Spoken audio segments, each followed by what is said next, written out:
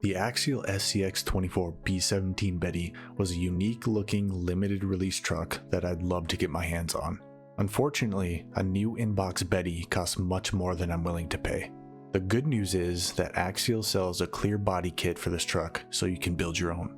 For a while I've wanted to go all out on an SCX24 build that prioritizes aesthetics while also maximizing its crawling performance.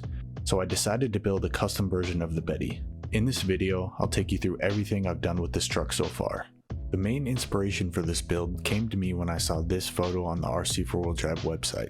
The half-cage look of the body was appealing to me, and when looking closer, I noticed that it was created by cutting off the bed of the truck and replacing it with the ECX barrage cage. While forming a general idea of how I wanted this truck to look, I started ordering parts. After spending some time browsing the different color selection of Tamiya paint, I eventually decided on the PS46, which is an iridescent purple green. Although this would be a very flashy choice, I could see it going well with this build, especially if I paired it with the right wheels. I've always liked the color changing properties of iridescent paint, and after watching some YouTube videos of people applying it, I knew it was the right choice. I chose to paint the hood and fenders black to add a little bit of contrast. This would also give the truck a slightly more rugged and realistic look, and the black hood would give me a good place to put the decals without covering up the more unique paint. For the wheels and tires, I chose to go with RC4Wheel Drive, as they have wheels and tires that are based off of real-world products with lots of scale detail. After trying different combinations, I landed on using the BFG TA KM3s and Black Rhino Armory internal beadlock wheels. The bronze-colored wheels would go great with the purple-green paint, and they have a look that would match the classic appearance of the Betty. The KM3s looked good on the Rhino wheels and were small enough to fit as a spare on the back of the cage. To improve the performance of the truck, I ordered a bunch of brass and metal parts to replace some of the plastic undercarriage. This would have the added benefit of giving the truck a more high-end look. It would be a shame to have such a good-looking custom body just to leave the cheap-looking stock drivetrain parts. I also got an Emax servo that would give the truck more steering torque. I couldn't find a rear bumper that I liked, but I came across this hot racing front bumper that would fit well with the build. Here's a list of everything I've ordered for this video. Note that I used the deadbolt version of the SCX24, as it has the same linkage proportions of the original Betty. If I had chosen to use the Jeep for example, the skid plate is positioned closer to the center of the chassis, meaning the center skid plate wouldn't align with the center of the body. Starting the build, the back half of the body needed to go. I cut up along the back of the door and the base of the cab, also removing the running boards and the bottom portion of the fenders. The plan was to attach the body to the cage with one screw at the back of the body under the rear window, and two into the rock sliders of the cage set. If I could go back and do this again, I would have left more Lexan behind the doors to leave room to attach two additional screws into the sliders. I would have to move the side plates that the rock sliders attach to further in on the cage in order to get the sliders to align with the body. To get the right spacing for the side plates, I needed to loosely attach the body to the cage using the single screw located here. I aligned the cage to the body and put a mark on the inside of the Lexan where the screw hole would need to go and used a body reamer to make the hole. I stole some screws from the original body that ended up being the perfect size to thread into the holes on the cage. Once they were loosely connected, I attached the combo to the chassis of the deadbolt. Luckily, before gluing the plates on, I realized that I needed to leave space between them to allow the chassis to fit. To get this proper spacing, I would have to attach the body to the chassis. When starting this build, one roadblock that I thought I'd run into was getting the cage secured to the chassis. Maybe I'd have to 3D print some custom hinge mount or do some janky building with some spare parts. Nope. The cage mount slid perfectly onto the existing body post mounts, almost like it was meant to be. Two 4mm wide cable ties later, and the cage was attached.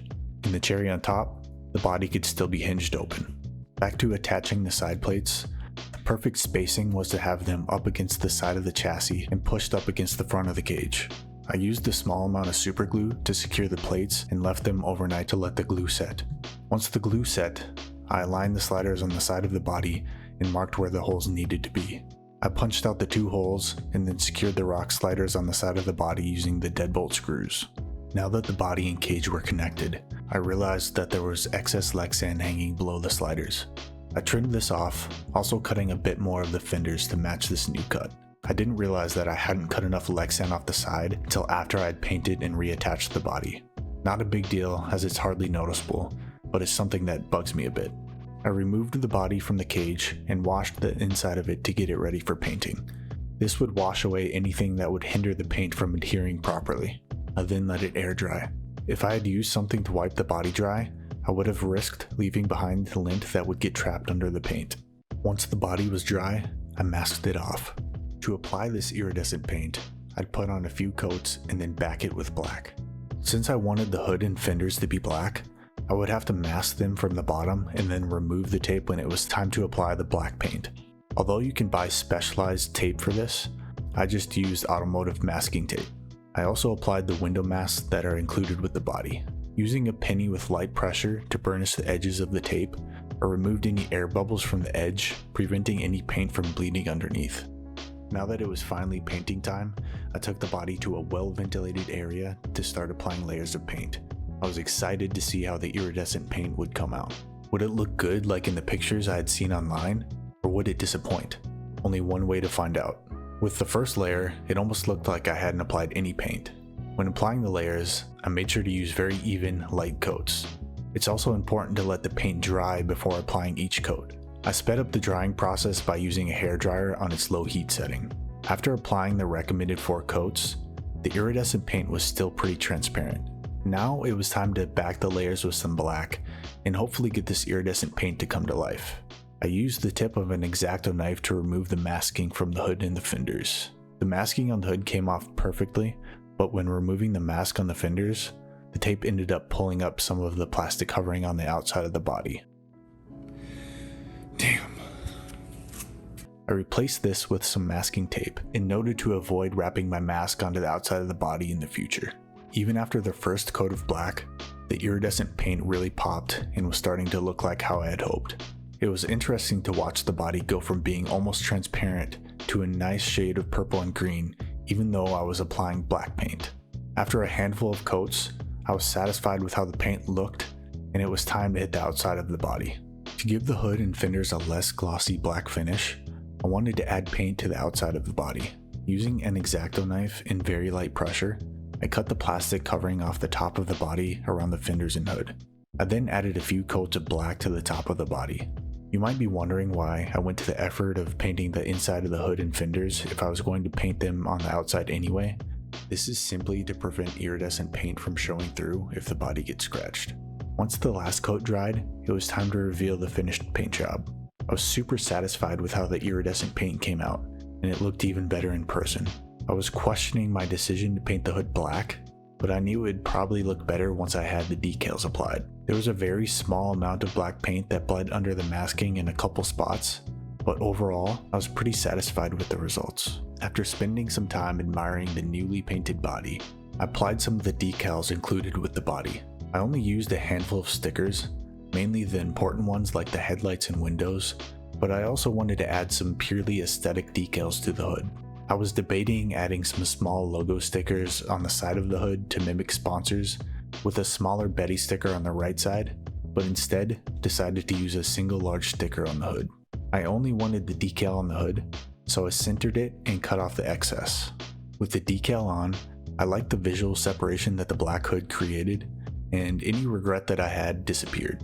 With the decal covering the body pinhole, the next logical step was to add some Velcro. This mod not only lets you delete the ugly pins sticking out of the hood, but also makes it quicker to open and close the body.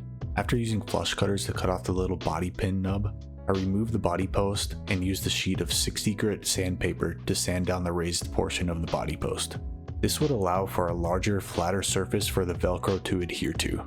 I prefer to use heavy-duty mounting Velcro because it doesn't stick until you press it together, allowing you to properly align the body to the chassis, and it's also much stronger when compared to regular Velcro. I made sure to mount the body post as low as possible on the chassis to compensate for the Velcro's thickness. Now to get the spare tire mounted to the cage. I was anticipating this to be a headache as the cage set was not designed for the SCX24. Maybe I wouldn't be able to find a screw that would fit, or maybe I'd have to resort to using glue or even a strap over the tire. But I ended up finding a spare screw that fit both the wheel nut and cage while rummaging through my spare parts. I would love to tell you where it came from, but due to my disorganization, I'm not sure.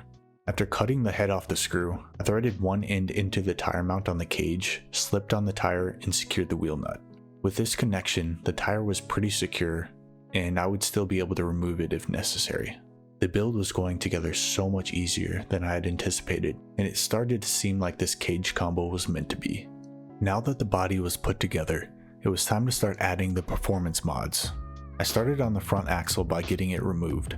In order to install the metal axle housing, everything would have to come off the stock one. The servo mount, knuckles, diff cover, worm gears, axles, and bearings all had to go. With everything removed, I began by replacing the diff components into the new hot racing aluminum front axle housing. I reinstalled the bearings and gears and made sure to spread around some of the existing grease. I probably should have added more, but I didn't have any on hand. To replace the stock diff cover, I installed a hot racing brass version to add some weight down low. A lot of people prefer the more realistic look of black parts, but personally I like the look of having a few raw brass components. I made sure to Loctite any screws being threaded into metal components to prevent them from backing out. Now I'd replace the axles and knuckles. After reinstalling the bearings, I slid the axle into the housing, making sure that the axle was seated properly into the diff gear. I chose to use these brass knuckles from hot racing to add even more weight. I then screwed the knuckle into the axle housing, making sure to first insert the bushings. I repeated the same steps for the other side and was pleasantly surprised at how much heavier it felt over the stock setup. I was excited to get this installed on the truck and see how it looked. The last thing to do before reattaching the front axle was to install the servo and steering linkage. The underpowered stock servo on the SCX24 had to go, so on went the hot racing Emax servo mount and the Emax digital servo. If you want an in-depth video on how to install the Emax servo, even using the stock servo mount, here's a link to one of my videos. Unfortunately, it would seem that my good luck would run out during this next step. When I attempted to screw the stock steering linkage into the upgraded knuckles, the screw started to thread into the knuckle but quickly began to bind up.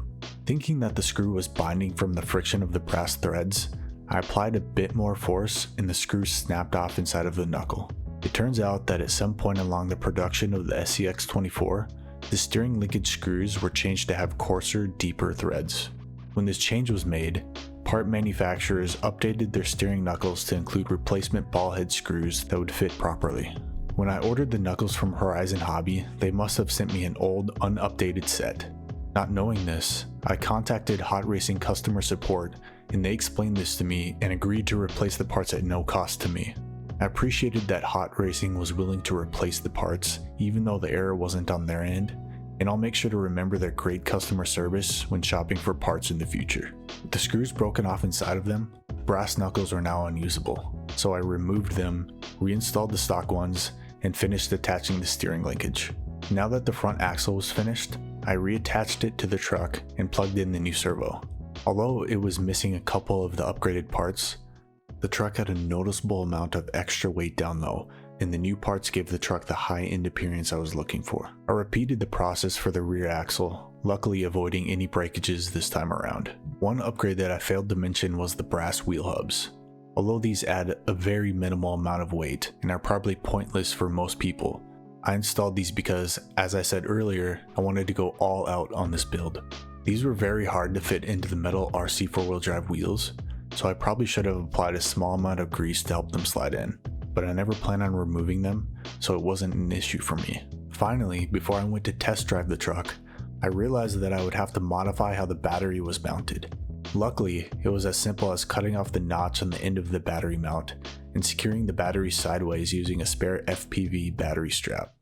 For the time being, the build is finished. Let's take a moment to admire the final results.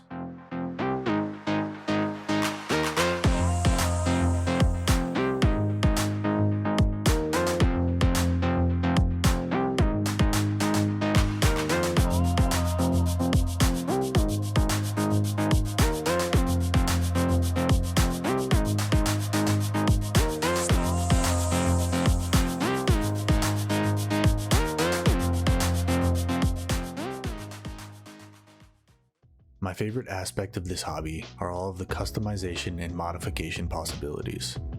So hopefully I've inspired you to build your own custom crawler. Thanks for watching the video all the way through, and subscribe for updates on the custom Betty build and for more scale crawler videos. Until next time.